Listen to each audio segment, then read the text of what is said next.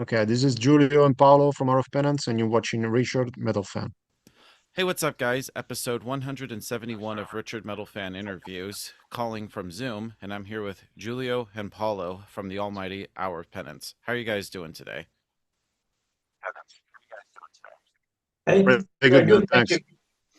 It's so awesome to have you here. So, kind of like the format is, I want to do like a rundown of your discography as well as talk about you guys' musical journeys. So, take me back to a long time ago when you all were young. So, kind of growing up, what were the first bands that got you two into metal and what made you want to play guitar?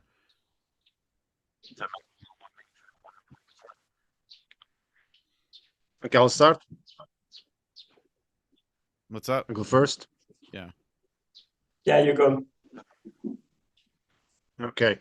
I picked up the guitar when I was like 14, and the first band that influenced me back then were Sepultura, especially the Beneath the Remains albums, and those kind of stuff that were the big bands that were in the early 90s, like Sepultura, Deicide, and Cannibal Corpse, of course. Those were the three bands that I usually listened a lot back then to, and started to learning songs by ear because back then we didn't have the internet yet, so no tablatures, no stuff like that where you can learn the songs. So everything was done by ear, or maybe because I had friends that were older than me, they were teaching me some kind of stuff, and that's it, pretty much. Yeah, for me, what was a bit different because I had no one who was listening to any kind of alternative music, not only metal. So I started by finding late night shows with like metal videos. There was a show called Scrang, and was the only show in Italian television who was broadcasting metal music videos like at mm, midnight, this kind of time. This was the first attempt at going at more extreme metal, and I also picked up guitars at 13, 14 years old. And from there, yeah, just like Giulio said, was like a bit hard to come by tabs or anything to play. So you had to go by here and take your time. Was a different world. All right. And what were you guys' bands before you joined Hour of Penance? So who wants to go first? Uh, Out of Penance was pretty much my only band because I got into the band when I was in the high school when I was like 17. So that's the only band I had. I usually jam with some friends of mine at school, but that's it. I mean, I only had Out of Penance so far. Oh, wow. What about you, Paulo? I had at first melodic death metal band like In Flames, Dark Tranquility, that kind of stuff. In like 16 years old, and then when I moved to Rome, I started playing with Malthator and Aborim, which were more black metal stuff. And after a couple of years with them, in 2010, I joined Giulio in our Penance, and then we started from there. Yeah, because I think for you, Giulio, your first record was Without the Pens was Pageantry for Martyrs. Tell me about like that and Yeah, how that's did you get to correct. know the I guys? basically joined the band sorry. Yeah, I joined the band when in 2003, I guess, late 2003, when Disturbance was not even out yet. And I joined the band because I was friendly with Mauro, the drummer back then, because we pretty much have the same age. And he was in another high school, but although Rome is a big city, the metal community is not that huge, so we kind of know each other very well. And so when I heard they were needed a guitar, I just asked him, "Hey, can I try with you guys?" So that's how I started back then. Yeah, because that album is great. Like the production is great. Like I think every song just goes through perfectly. play on that album, like going from Toward Our Storm to ending with the Ego Manish. I think it's just a go freaking ass beater from Oh yeah, beginning yeah. to That's end. Yeah. for some time we kind of wanted to re-record and remaster the album because I think there were bands that they used that they had better production back then, like Deeds of Flesh, for example. They were a huge influence for us. And if you compare our album, like Pigeon Tree for Martin, to something coming up from Unique Leader back then, there's a gap in production. Something are still not sounding very professional, like the standards of that time. So for some time we kind of wanted to re-record and remix the album, but Yeah. never happened because we didn't have time. Yeah. Yeah. Yeah. Is there any ideas, plans to do that like in the near future?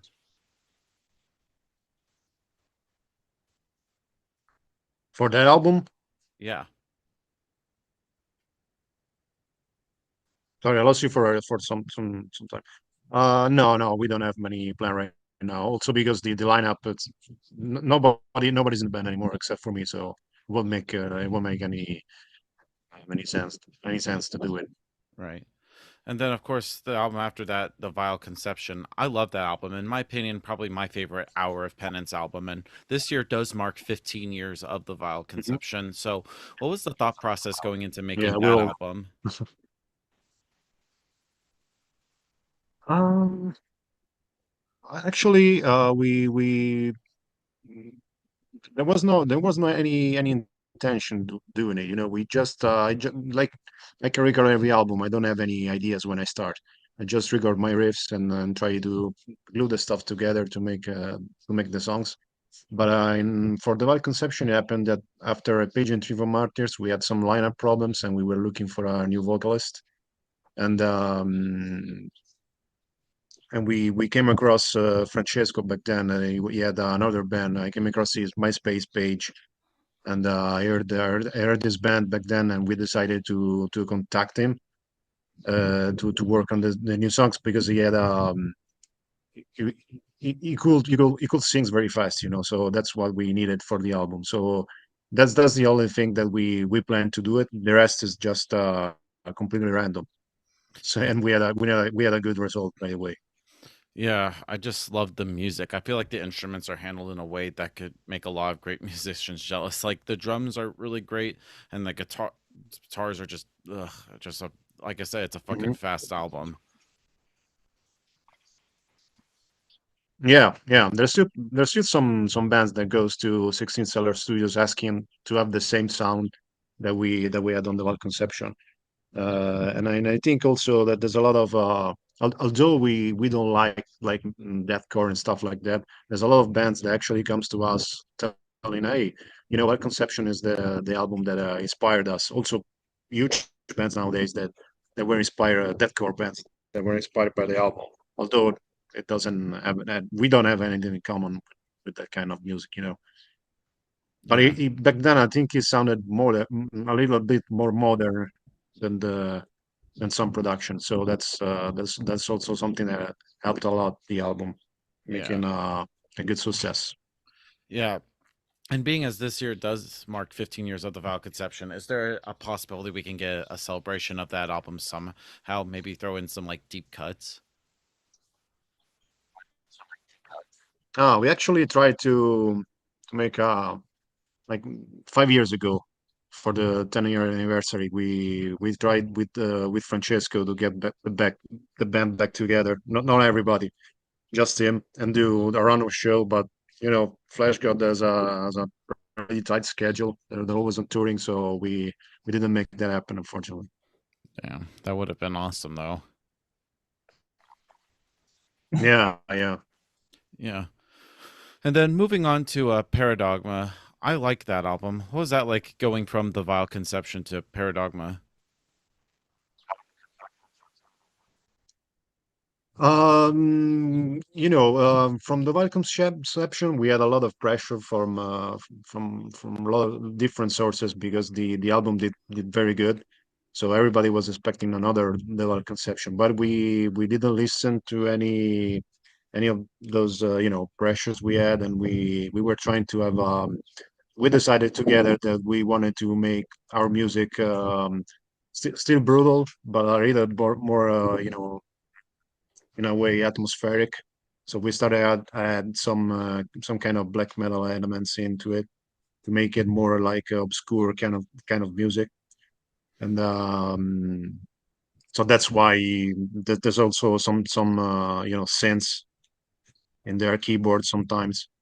And I think that's the album that represents more of Penance today, because from then we kind of, I think we shaped our sounds with Paradigma Yeah, for yeah, the album to come also after. yeah. I love how you managed to also create like memorable songs despite like maintaining a generally kind of fast and furious technical attack. And I also like one song I feel like it sets it apart is like Spiritual Ravishment, and it just launches itself into a pummeling assault. And then you even go into the last song, Hypothesis. Sis, I think it's pretty much the most like infectious kind of songs. There's almost like an industrial kind of like rhythm in Yeah, there, which is just great. So I'm guessing like there's like that's everybody in actually like a song that it was discarded before going into the studio. yeah, does like everybody almost kind of like bring in like kind of like their own style or influence into Hour of Penance? No, no, because it was always been the main songwriter, like, except for Paolo and Francesco back then. Yeah. Actually, Apotheosis, the song you mentioned, it was we discarded that songs before going into the studio, because we felt it wasn't it was like something different from the rest of the album. But in the end, we still recorded it, and after we got it done, we decided to include it into the album. It was kind of like an outro. It Yeah. was meant like an outro, not a song. But for some people, it worked. So there's a lot of actually people that tell me that that's one of the best songs of Paradogma for some reason. Yeah, and I feel like it ends the album We didn't perfectly. expect that.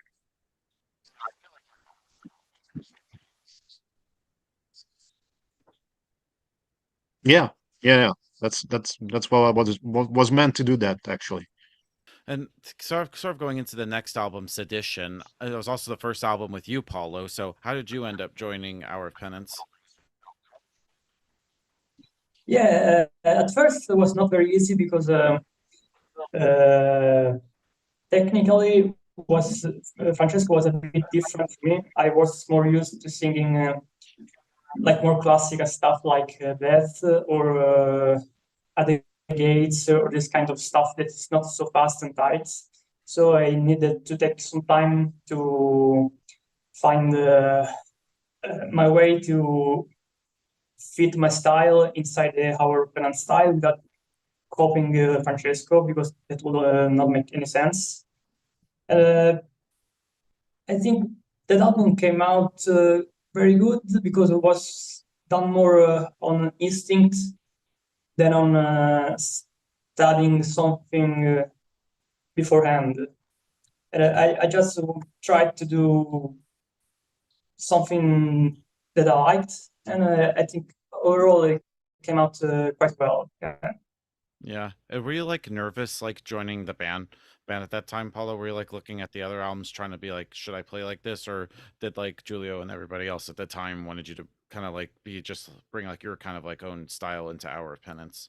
No, yeah, I actually took my time to like listen to Francesco and how he sang and his style, because I didn't want to do something that was too different. I want to still keep the Hour of Penance sound from Paradogma, especially. And then I tried to do something more like listenable chorus, this kind of stuff that I like a lot when listening to music, rather than just death metal and fast stuff and everything. It is cool, but in my opinion, can get tiresome after a while. Since also we had two albums with that style, I think it was time to grow a bit further from that sound. Yeah. Yeah, and going into Sedition, like I know last year was also the 10-year anniversary of that. So how do you feel about the album now, like 10 years later, for I guess for both of you guys? Actually, I listened to it some times ago because I didn't listen for a long time, and I still like a lot. I think the sound is very cool. The songs are um, are fast, nice, recognizable. The album is very short, so you don't get tired for listening for 1 hour of fast death metal. Overall, I still like it a lot. All right. All right, and I think we lost Giulio. Yeah. Yeah.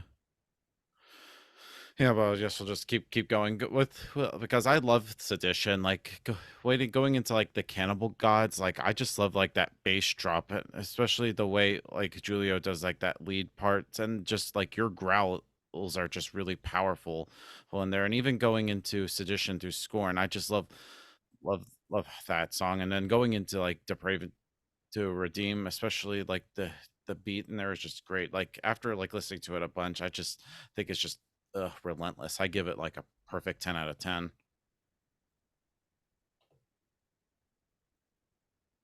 Yeah, I also like the Cannibal Gods a lot because it has that kind of melodic, that black metal style that is a bit different from the other songs, and it's more layered, and it's also one of my favorites. All right. Awesome.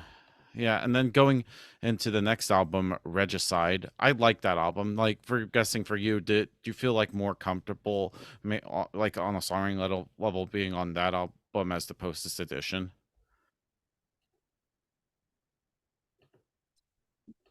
Yeah, on that album, I already had 2 years of art touring experience, and that helped me a lot with my technique, with my diction, and the kind of more technical vocal stuff that was a bit lacking before. Uh, I feel this is the first album that has more of my vocal style rather than Sedition, which is like more.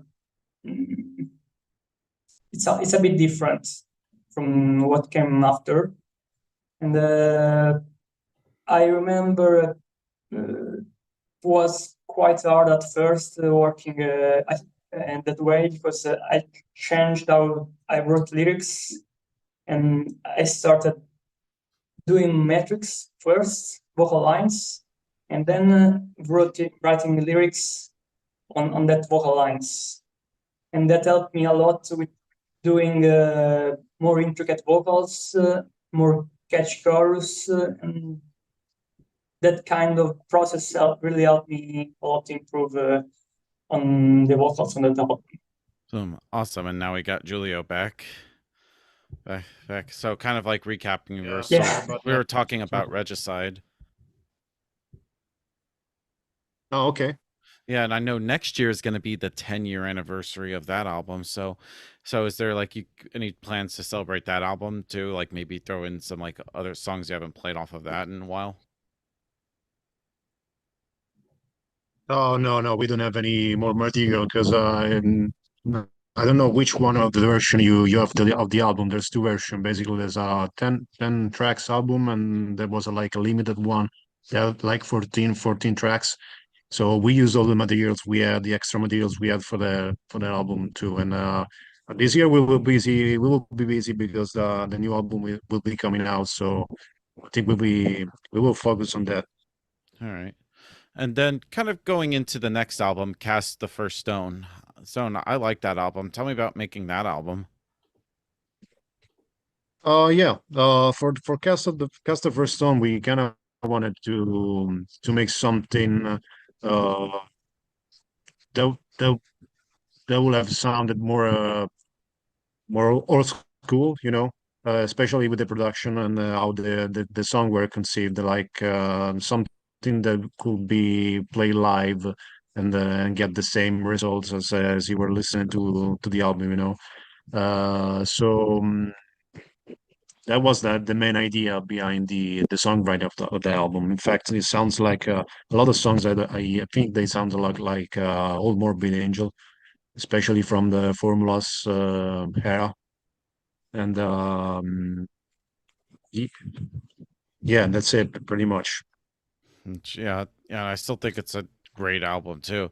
Like I love like some like Chains of Misdeed is just really great. Hmm. Yeah, and Yeah, then well, this personally is my least favorite album of all we did together. Uh, I tried to do a more just like Giulio said, a more old school style of singing. And I don't know, I don't think it came out the way I really wanted. I mean, the songs are good, but I think overall it's the one I like the least. wow.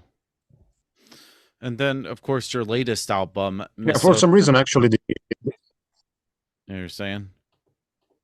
sorry. Yeah, for some reason, the most listened song on Spotify are from Cast the First Stone, actually. Like Cast the First Stone, the song, and 21st Century Imperial Crusade. Those are the most listened song we have on Spotify, actually. Wow. Yeah, and then of course your latest album, Misotheism. I like that album. Tell me about like that making of that album. Thank you. Pretty smooth, actually, because after 9 albums, we got everything. It's becoming pretty easy to record and write albums. Actually, it, it was recorded like every other album. Like I start writing music in my home studio. Then I usually send the the first draft of the song to Paolo, and he kind of cuts and glue stuff together to make the song finished. And huh? Yeah. He actually he sends me his like almost finished songs, and then I rearrange stuff to mostly on the structural part of the songs. And after that, I started writing vocal lines. And I also like a lot adding like keyboards, synthesizer, like classical music stuff. And that's pretty much the way now we work. And we are kind of find our solution to everything like that.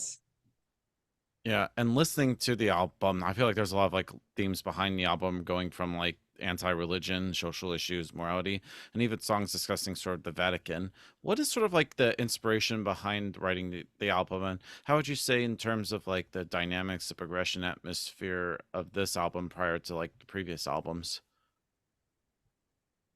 Actually, I think uh,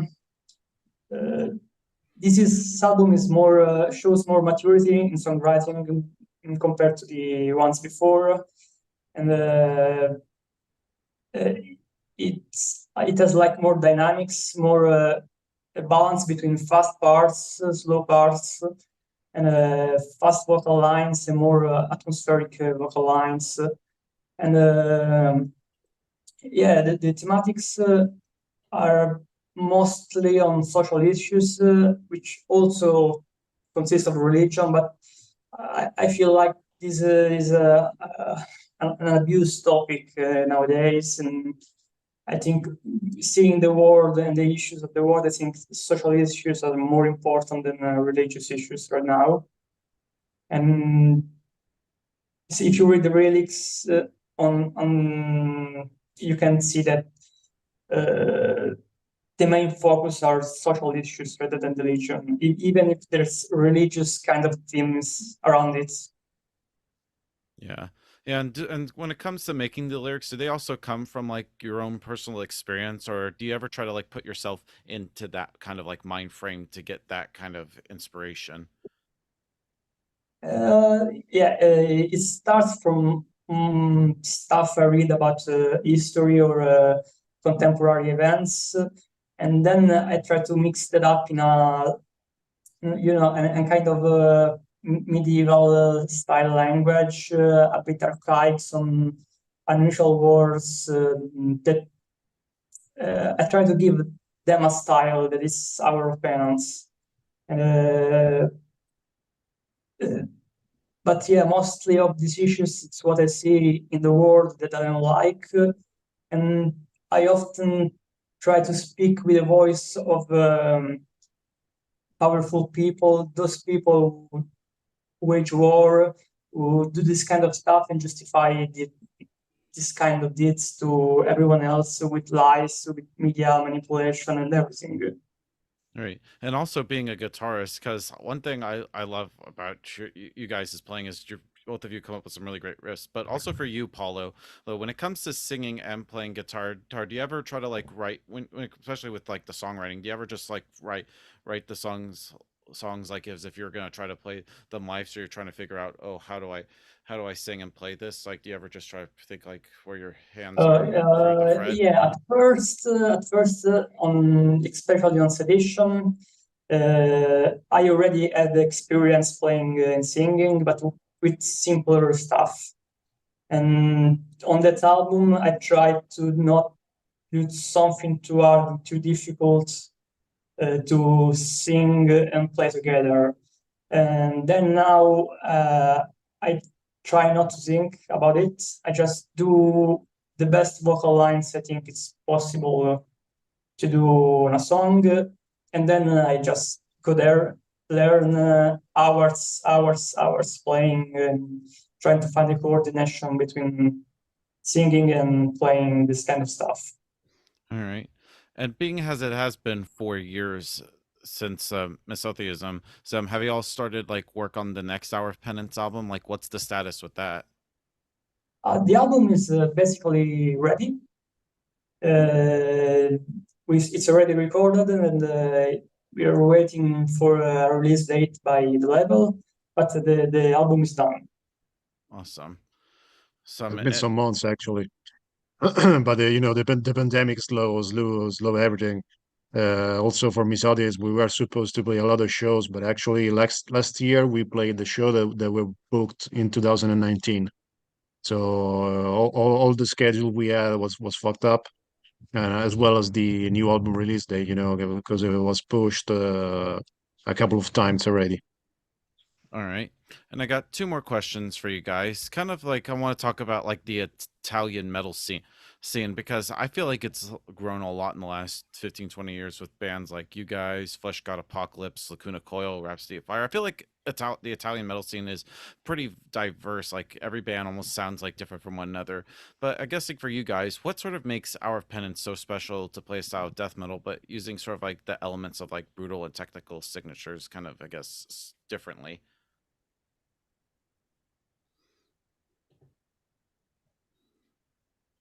No, I think we were one of the first band that actually came out to Italy playing this kind of music.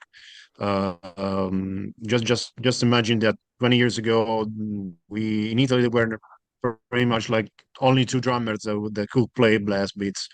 Uh, so that helped us a lot, making our own space inside the Italian scene. There were back then was pretty much everything about power metal, heavy metal, that kind of stuff, and a small niche of black metal bands.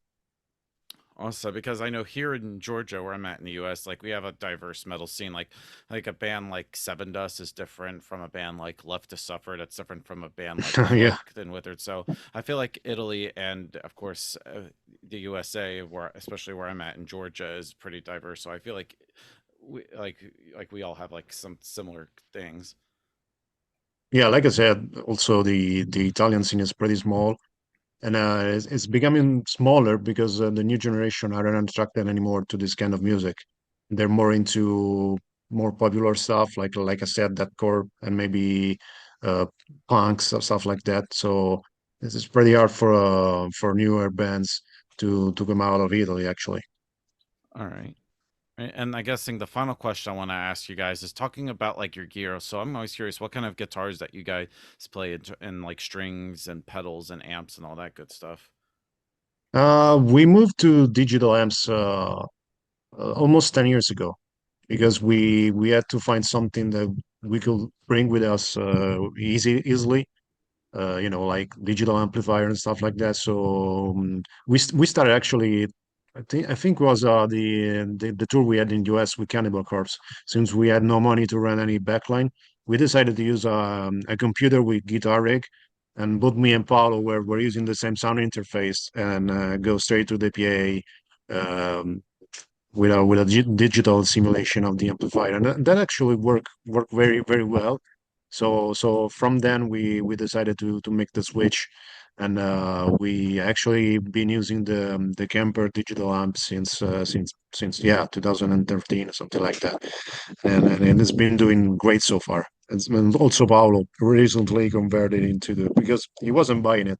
He didn't like the digital amplifiers. Yeah, So that's uh, something that I was a bit skeptic at first because at the time there was like something like Todd and stuff like that that wasn't really good at the time. But over the years, really improved a lot. And with this kind of music, it's kind of easier to understand what you are playing because when you use a mic for a speaker, then an amp, it's unless you have a lot of money like Megadeth, Metallica, who have your own guitar tech and everything. Most of the time, it's hard to have a proper setup on stage. This way, you cut out everything that could cause issues. You just go straight to the PA. You have no noise, no everything, and the sound is cleaner without sounding fake. Uh, this is for live shows because for recording albums, I will never give up to band personally. Awesome. So before we go, I just want to thank you guys for yeah, for live taking. shows, it's definitely a godsend. Oh, yeah, sorry, you were saying. No, I was saying that for live show, it definitely helped us a lot because, like I said, going to an airplane, you have to carefully manage all the instruments, all the weight you can carry on an airplane, and bringing your own digital amps. It's possible because it doesn't weigh a lot and usually very small factor, small form factor, so you can actually bring it with you on the airplane without paying a lot of taxes for special baggages and stuff like that. And you have the same sound every time. That is Yeah. mostly important. Awesome. So before we go, I just want to thank you guys for taking this time to do this interview. It's great to be able to talk with you. Is there just anything else with that Hour of Penance suit that you'd like to plug in terms of like tours and stuff? And is there a chance y'all are coming back to the States anytime soon? We'd love to have you. Oh yeah, that would be great, man. Actually, we tried a couple of times, but we had issues with the visas. The whole process has a lot of paperwork, and it gets a lot of time. So, like last two tours we had booked, we had to cancel last minute because we were told that the visa would not come in time for us to take the flights and come to the US. So that's been a very huge problem for us because every time you have to advance a lot of money to get to the US, buy merch, or rent the van or pay the tour bus. So until you have the visa, you cannot make this kind of expenses without having any assurance that you will actually be in the US without problems. So um, that's the main issue that's why we're not coming back to the US. Actually, I think the last time it was 10 years ago. Cannibal Wow. Corpse and Misery Index. That's the last time we've been there. Wow. Wow. So, but thank you guys. Is just any final words you want to say to anybody that's watching this to close us out?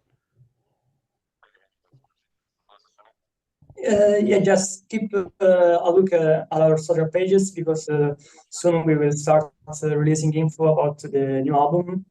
And I think this time it will also be some some good stuff for death metal fans. I think you'll enjoy it. Awesome. So everybody, Giulio and Paolo from Hour of Penance, we'll see you guys next time.